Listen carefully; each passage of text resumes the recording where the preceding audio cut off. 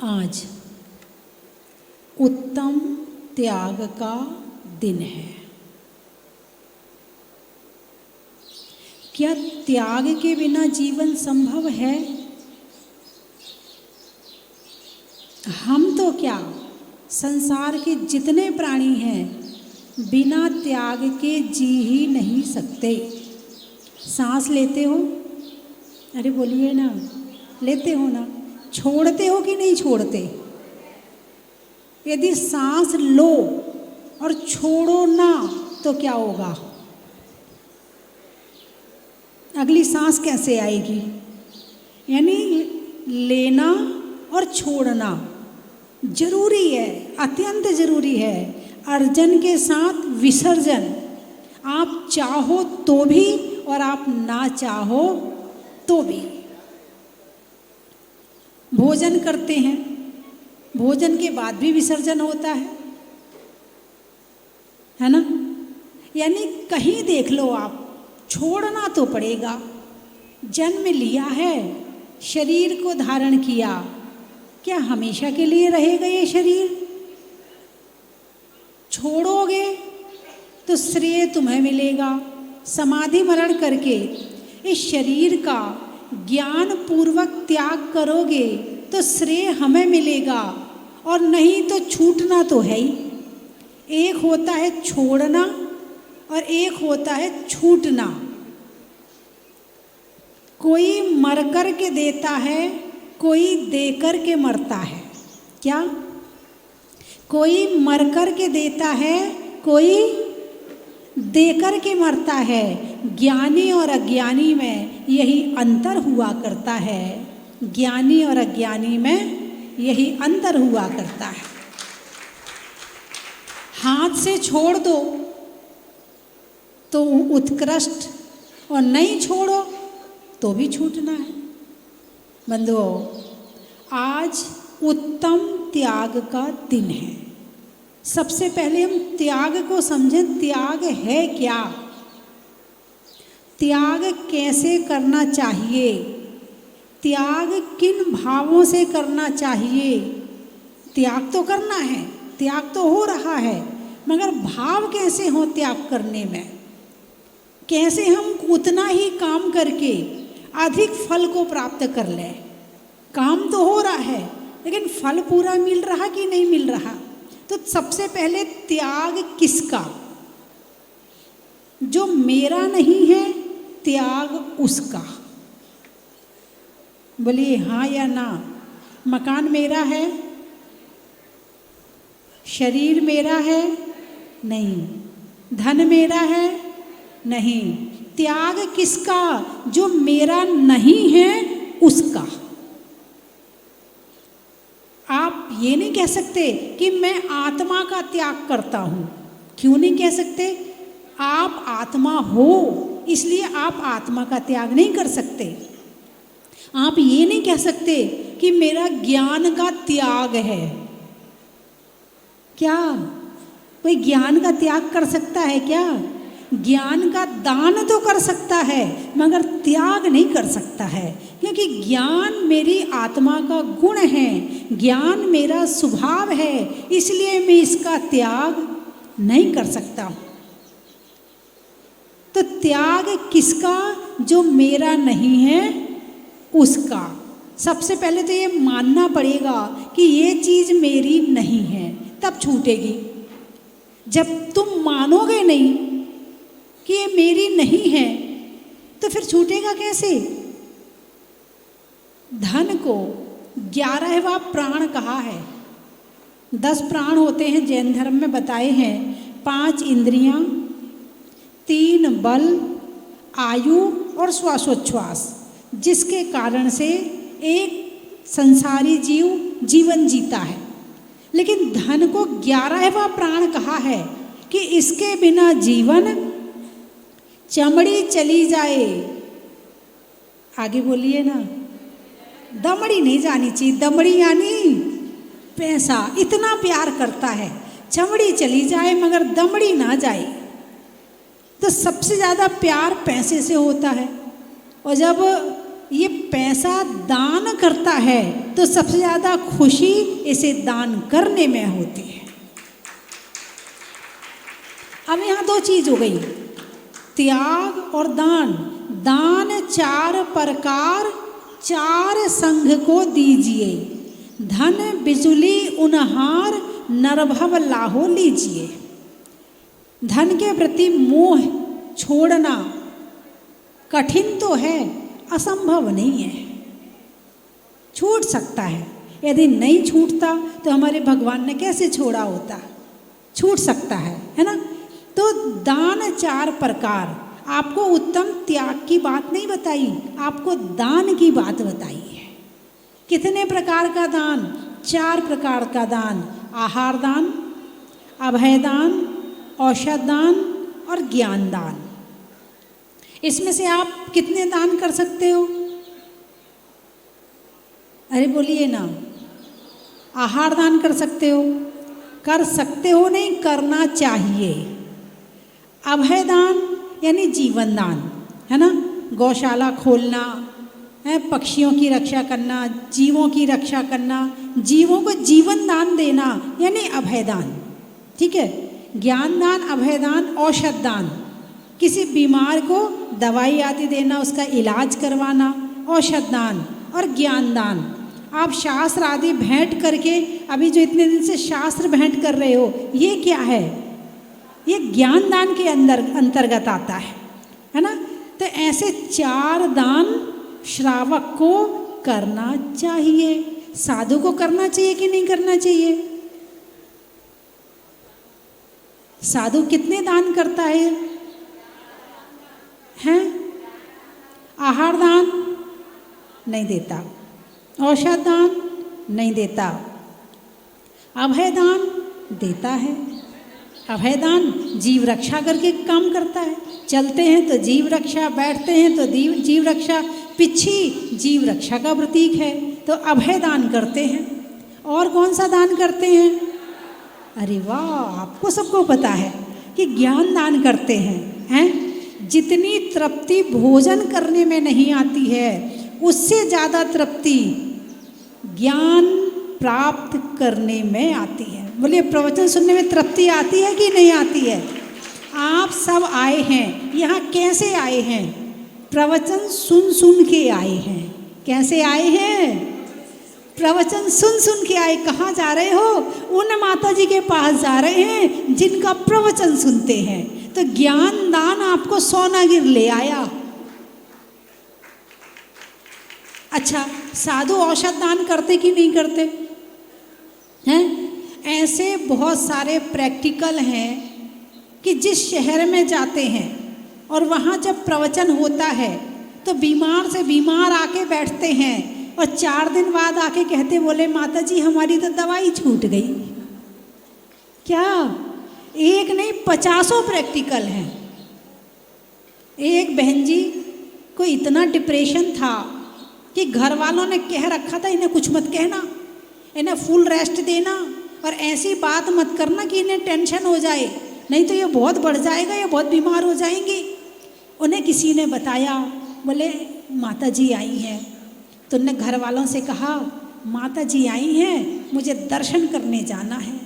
अब घर वाले मना भी नहीं कर सकते। क्यों नहीं कर सकते? बीमार है, मना करेंगे तो टेंशन हो जाएगी, चलो ले चलते हैं। दूसरे दिन कहा, मुझे प्रवचन सुनने जाना है। प्रवचन सुनने आई। तीसरे दिन फिर आ गई, चौथे दिन फिर आ गई, छठे 7वें दिन तो बोली मैं बिल्कुल ठीक हो गई। डिप्रेशन गायब, बीपी की शिकायत, शुगर की शिकायत, डिप्रेशन की शिकायत, ऐसी बहुत सारी बीमारियां हैं कि जो प्रवचन सुनने से कंट्रोल रहती हैं। कुछ बीमारियां ऐसी एक बार हो जाए ठीक तो नहीं होती हैं, लेकिन कंट्रोल रहती हैं। कब कंट्रोल रहती हैं? जो यहाँ से कंट्रोल रहता है। और इसको कंट्रोल करने के लिए चाहिए ज्ञान। ज्ञान दान में 4 दान आ गए। बोले हाँ या ना? श्रावक साधु के शरीर की रक्षा करता है और साधु श्रावक के आत्मा की रक्षा करता है।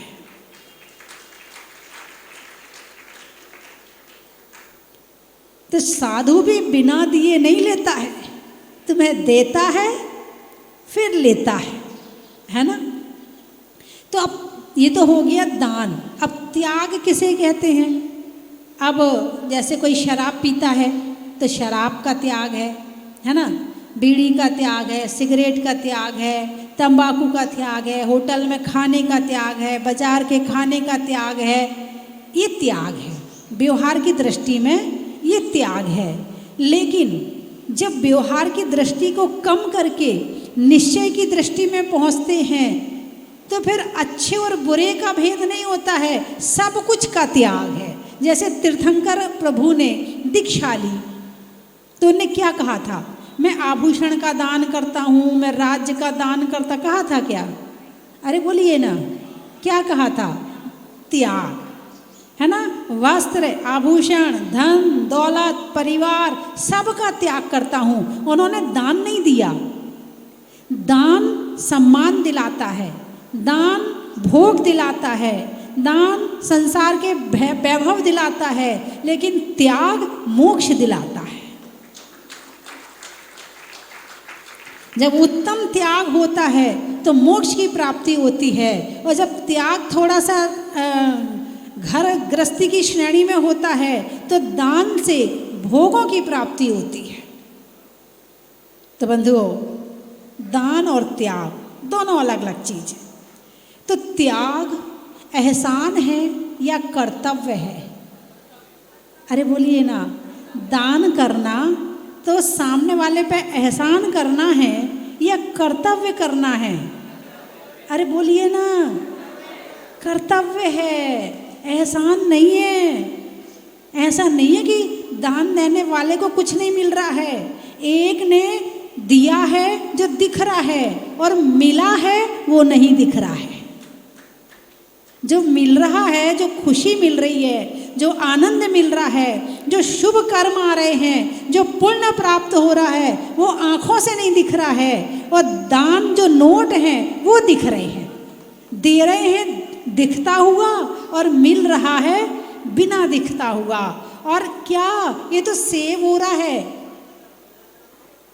सेविंग चल रही है। जैसे बैंक में आप नोट जमा करते हो ना, और जब जरूरत होती है तब निकाल लेते हो, या फिर इंश्योरेंस करवाते हो। उसमें क्या होता है? इंश्योरेंस में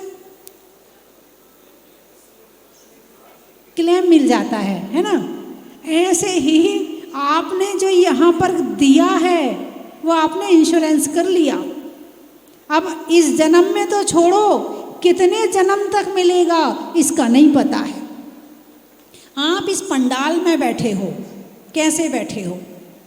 यदि किसी ने दान नहीं दिया होता तो ये पंडाल नहीं बनता, और ये पंडाल नहीं बनता तो यहाँ बैठते कैसे? इसका मतलब पुराने किसी ने दिया तो हम उपयोग कर रहे हैं, और हम दे रहे हैं तो आने वाली पीढ़ी उपयोग करेगी। यह दान की महिमा। कोई मंदिर 2000 साल पुराना, कोई 1600 साल पुराना, कोई 800 साल पुराना, आपने दर्शन किए। कैसे दर्शन किए? किसी ने तो बनाए होंगे, किसी ने तो दान दिया होगा। आज सहस्त्रकूट बन रहा है तो सहस्त्रकूट में जो प्रतिमाएं विराजमान हो रही हैं, आने वाली हजारों वर्ष तक की पीढ़ियां उसके दर्शन करेंगी। तो दान की महिमा है, और इतनी महिमा है, इतनी महिमा है कि ये भोग भूमि दिला देती है। यहाँ कर के दान दिया जाता है, और ऐसी जगह पहुँच जाते हैं जहाँ कुछ नहीं करना पड़ता है और सब कुछ मिल जाता है। ये दान की महिमा है, हैं? कमाई तो हर व्यक्ति कर रहा है, ऐसा नहीं कि कोई कमाई नहीं कर रहा है, कमाई हर व्यक्ति कर रहा है। तो कमाने का पुण्य अलग है और खर्च करने का पुण्य अलग है। क्या कहा मैंने? सामग्री इकट्ठा करने का पुण्य अलग है। भाई तुम पैसे से चीनी तो खरीद सकते हो, मगर खा सकते हो कि नहीं खा सकते बात अलग है। चीनी खरीदने का पुण्य तो है, मगर चीनी खाने का पुण्य है कि नहीं है? धन इकट्ठा करने का पुण्य तो है, मगर धन को सही जगह लगाने का पुण्य है कि नहीं है? हैं, कमाने का पुण्य तो सबके पास होता है, मगर सही जगह लगाने का पुण्य सबके पास में नहीं होता है। एक बहुत दिनों पहले एक घटना सुनी थी कि एक बहुत बड़ा फैक्ट्री वाला व्यापारी था, बढ़िया गाड़ी थी उसके पास में, ड्राइवर था, ड्राइवर आज्ञा का पालन करता, आता जाता, उसको लेके जाता आता। ड्राइवर अपने आप को ड्राइवर समझता था, मालिक अपने आप को मालिक समझता था। किसी कारण से मालिक की मृत्यु हो गई, तो जो उस मालिक की पत्नी थी उसने ड्राइवर से शादी कर ली। अब मालिक कौन बन गया? अरे बोलिए ना, किसके लिए कमा रहा था? उस ड्राइवर के स्टेटमेंट अखबार में छपे थे। उस ड्राइवर का स्टेटमेंट ये था, मुझे तो पता ही नहीं था कि मेरा मालिक मेरे लिए कमा रहा है। उसके बच्चे नहीं थे। अब सारा पैसा किसका? ड्राइवर का। किसने मेहनत करी? मालिक ने। और मालिक कौन बना? ड्राइवर। अपने कमाए हुए पैसे का उपभोग स्वयं नहीं कर पाया, बस कमा कमा के ये प्रॉपर्टी खरीद लो, ये मकान खरीद लो, ये दुकान खरीद लो, ये कर लो, और वहीं छोड़ के चला गया। एक बहन जी थी, करीब 25 साल पहले की घटना है। एक बहन जी थी, तो हम लोग एक शहर में गए। उन बहन जी ने शादी नहीं करी थी और उनके पास में पैसा बहुत था, उनके पिताजी का बहुत पैसा था। वो पहले वो जमींदार होते थे ना, उस परिवार से थी और अपने पिताजी की अकेली लड़की थी। तो सैकड़ों मकान, सैकड़ों ज़मीनें, और स्वयं लेक्चरर थी, तो खुद का भी खूब पैसा आता था। जब हम लोग वहाँ पहुँचे तो उनकी उम्र करीब 60 साल की थी। तो यहाँ पर सोनागिर में कुछ बन रहा था, तो हमारे संघ की माता जी ने उनसे कहा, बहन जी आप वहाँ कुछ करिए, अच्छा रहेगा आपके लिए, सही जगह आपका धन लगेगा। बोली सोचूंगी, देखूंगी। वो कमरे से बाहर निकली और हम लोग ऊपर के कमरे में रुके थे। सीढ़ी में थोड़ा अंधेरा था, जाने क्या हुआ, उनका पाँव फिसला और सीधे लुढ़कते लुढ़कते नीचे पहुंच गई। अब उन्हें हॉस्पिटल ले जाया गया। हॉस्पिटल में एडमिट थी, हम लोगों का वहाँ से बिहार हो गया। बिहार करते करते दूसरे शहर में पहुँचे, तीसरे शहर में पहुँचे, तो वो वहाँ पर ठीक होकर के फिर आई। माता जी ने फिर उनसे कहा, बोले आप जो है ना धन का उपयोग कीजिए, सही जगह लगाइए। बोले माता जी, अरे बोलिए ना, सोचूंगी। क्या बोली? सोचूंगी। फिर चली गई। उसके 1-1.5 महीने बाद पता चला उनकी डेथ हो गई। और जो उनकी संपत्ति थी, उनके रिश्तेदारों ने आपस में लड़ना शुरू किया, वो मेरी बुआ थी, वो मेरी मासी थी, वो मेरी है। और इतने केस हो गए उस संपत्ति पर कि वो संपत्ति लड़ने के काम आई है, धर्म करने के काम नहीं आई। जरूरी नहीं है कि जो संपत्ति आप कमा रहे हो वो आपके पुण्य कमाने में काम आए, हो सकता है वो पाप कमाने में काम आए। ये धन छूटता नहीं है, बड़ी मुश्किल की वाली बात तो यही है, निकलता नहीं है हाथ से। और अभी आपने कोरोना में तो खूब उदाहरण देख लिए होंगे, कैसे गए, पास में कौन था, अस्पताल में कौन साथ में था, तिजोरी, नोट, सोना चांदी है, परिवार, पत्नी, बच्चे, बहू, बेटा, कौन साथ में था जब वो गए थे?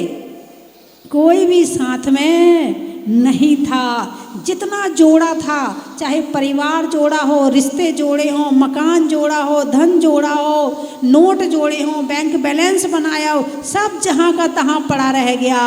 और सब पास में कोई नमोकार मंत्र सुनाने वाला भी नहीं था। ये जो बची हुई जिंदगी मिली है ना, कोरोना में जो बच गए हैं वो भाग्यशाली हैं, पुण्यवान हैं। अब इस पुण्य को पुण्य में लगा दो, और नहीं तो जीवन व्यर्थ तो जा ही रहा है ना। तो आज उत्तम त्याग का दिन है, और त्याग अभी आप उत्तम त्याग नहीं कर सकते हैं, इसीलिए आचार्य कुंद कुंद स्वामी ने रेणसार में लिखा है कि श्रावक के जीवन में दानम पूजा मुख्यम। क्या मुख्य है? दानम पूजा मुख्यम। दान और पूजा श्रावक के लिए मुख्य है, और झाना झैना मुख्यम, ज्ञान और ध्यान साधु के लिए मुख्य है। तो आपके लिए क्या मुख्य है? दान और पूजा, जो कि आप कर रहे हैं, बहुत अच्छी तरह से कर रहे हैं। और जैसे स्वाति नक्षत्र की बूंद जब गिरती है तो सीप में चली जाए तो मोती बन जाती है। नक्षत्र उस समय का भी अपना महत्व है, ऐसे ही इन 10 लक्षण पर्व का अपना महत्व है। इस समय में करी गई पूजा, दान, भक्ति चौगने फल को प्रदान करती है। तो बंधुओं, आप सभी शिविरार्थी गण, इतने सारे दिन तक तो आप अपने रिश्तेदार के घर भी नहीं रहते हो जितने दिन आप मेरे पास रह रहे हो। तो मेरे से आपकी रिश्तेदारी है या नहीं है? मैं आपकी रिश्तेदार हूँ या नहीं हूँ? हूँ ना, तभी तो आए हैं। ये कहो ना माता जी, तभी तो आए हैं। वो रिश्ता तो शरीर का रिश्ता है, और ये रिश्ता आत्मा का रिश्ता है। शरीर का रिश्ता तो घर वाले कहते हैं शरीर गया तो गया, लेकिन आत्मा का रिश्ता जब तक हम रहेंगे और जब मोक्ष जाएंगे तब भी साथ चलेंगे। ये तब तक बना रहेगा ये रिश्ता, और अच्छी तरह से जोड़ के रखना, कहीं बीच में इधर उधर मत हो जाना। कम से कम हर साल शिविर के माध्यम से ये क्या कहते हैं, वो चार्ज होता रहेगा। क्या होता है? चार्ज होता रहेगा। अब वो करवानी पड़ती ना, वो 1 साल का वो जो 11 महीने का एग्रीमेंट होता है, फिर से क्या करवाना पड़ता है? रेवेन्यू करवाना पड़ता है, रेवेन्यू करवाना पड़ता है, तो फिर से न्यू करवाना पड़ता है उसे। तो हर साल में एक बार रेवेन्यू हो जाता है, ये है ना। तो बंधुओं, धर्म का रिश्ता ही हमें सही मंजिल पर ले जाएगा, सही स्थान पर ले जाएगा। और बाकी तो मोह में सब खींच ही रहे हैं अपनी अपनी तरफ। बेटा अपनी तरफ खींचता है, पत्नी अपनी तरफ खींचती है, परिवार अपनी तरफ खींचता, वो तो खींच ही रहा है। लेकिन कहाँ खींचना है? जहाँ आत्मा का कल्याण होना है। तो हमारे बीच में इस सिद्ध क्षेत्र में पर्वत की तलहटी में बहुत सारे मंदिर हैं। जो पर्वत की व्यवस्था है वो तो जो दिल्ली वाली कमेटी के नाम से है, वो व्यवस्था पर्वत की व्यवस्था करती हैं सारे। और नीचे शायद 2-3 मंदिर भी हैं। दिल्ली वाली धर्मशाला में 2 मंदिर 3 मंदिर के दर्शन कल किए भी थे। इसके अलावा जो 13 पंथी कोठी है, 20 पंथी कोठी है, भट्टारक मंदिर है, आचार्य सुमति सागर जी का आश्रम वाला मंदिर है, राजा खेड़ा वाला मंदिर है, अम्बाला वाला मंदिर है, और पंचमेरु मंदिर है, और भी परमागम मंदिर है, कई मंदिर हैं। तो उनके हमारे मैनेजर जिस तीर्थ की रक्षा करते हैं, इन मंदिरों की रक्षा करते हैं, आने वाले यात्रियों की सुविधा प्रदान करते हैं, एक बार इनके लिए जोरदार ताली बजाएं। और इनके सम्मान के लिए हाँ, मैं 3 चीज़ें बोलूँगी, आपको कहना है बड़ा ही महत्व है। भोजन में साग का, और भगवान पार्श्वनाथ के चिन्ह नाग का, बड़ा ही आज उत्तम त्याग का बड़ा ही महत्व है। शरीर में कान का, रहने में मकान का, और आज के दिन देने वाले दान का बड़ा ही महत्व है। सलाइयों में सूजा का, मिठाइयों में गूजा का, और करने में भगवान की पूजा का। बड़ा ही महत्व है। चीते में फुर्ती का, सलवार में कुर्ती का, और सहस्त्रकूट में विराजमान करने में मूर्ति का। बड़ा ही महत्व है। एक दिन अभी मैंने एक बात बताई नहीं है, वो बता दूं मैं आपको कि जो मूर्ति आप चाहे 1 साल में 2 साल में दे रहे वो ठीक है, लेकिन 100 रुपया दिन 4 रुपये हो जाएंगे, और एक मूर्ति विराजमान आपकी हो सकती केवल 100 रुपया दिन। और 100 रुपये क्या है, एक बच्चा जब टॉफी खाने जाता है ना, वही खर्च कर देता है 100 रुपये। लाओ। एक गुटखा खाने वाले एक दिन में 200 रुपये का गुटखा खा जाते हैं, पीते हैं। हम बुरी आदत में नहीं तो उसका पैसा हम दान करेंगे, और ऐसे 100 रुपये दिन भी निकालोगे तो। बहन जी बहुत भाव है इनके, हैं उर्मिला जी बहुत भाव है इनके, खूब भक्ति करती थी, मड़ावरा से आई हुई हैं, और इनके भाव, और सब भाव तो सबके ही हैं, लेकिन बस उमड़ उमड़ के बाहर आने चाहिए, है ना। और जब उमड़ के बाहर आते हैं तो पता चलता है, क्योंकि भाई हम तो आंखों से देख सकते हैं, दिमाग को मन को पढ़ तो नहीं सकते हैं, है ना। तो अब इस तरह से अपना 3, 2, 1, 1, 2, 3, इसके बाद फ्री। बस बोल नहीं है। हाँ जी महानुभावों, भजन आप सहस्त्रकूट जिनालय में भैया जी एक प्रतिमा, शरीर किस चीज से बना है, मिट्टी से, और कहाँ मिल जाएगा, मिट्टी में, है ना। मिल माटी में जाना है, जरा देर लगेगी। मिल माटी में जाना है, जरा देर लगेगी। फानी जमाना है, जरा देर लगेगी। ओ मिल माटी में जाना है, जरा हाथों की लकीरों को बदलेंगे चंद प्रभु। हाथों की लकीरों बदलेंगे चंद प्रभु। सर दर पे झुकाना है, जरा देर लगेगी। सर दर पे झुकाना है, जरा देर लगेगी। मिल माटी में जाना है, जरा देर लगेगी। ओ बोलिए पूज्य गणनियारी का श्री स्वस्ति भूषण माता जी की। हाँ जी, मिट्टी का शरीर मिट्टी में मिल जाए, उसके पहले इस मिट्टी को अच्छा काम करके सोना बना लेना। बोलिए 24 भगवान की। सोनागिर में